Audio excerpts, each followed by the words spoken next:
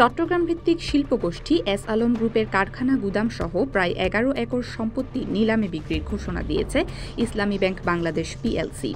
আনুমানিক ১০,০০০ কোটি টাকা পাওনা আদায়ের লক্ষ্যে রবিবার ইসলামী ব্যাংকের খাতুনগঞ্জ কর্পোরেট শাখা থেকে এই নিলামের দরপত্রে অংশ নেয়ার আহ্বান জানানো হয়।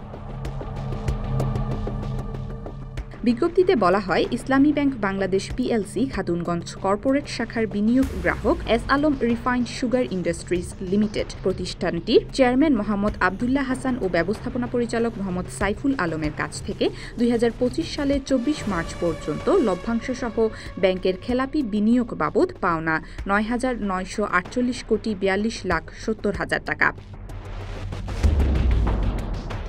আদায়কাল পর্যন্ত ক্ষতিপূরণ ও অন্যান্য খরচ আদায়ের নিমিত্তে অর্থঋণ আদালত আইন ২০০৩ এর ১২(৩) ধারা মোতাবেক বন্ধকি সম্পত্তি নিলামে বিক্রির জন্য আগ্রহী ক্রেতাদের কাছ থেকে দরপত্র আহ্বান করা হয়। প্রসঙ্গত, এই বিজ্ঞপ্তিতে এস আলমের ৩টি রেজিস্টার্ড মর্টগেজ নিলামে তোলার বিষয় উল্লেখ করা হয়েছে।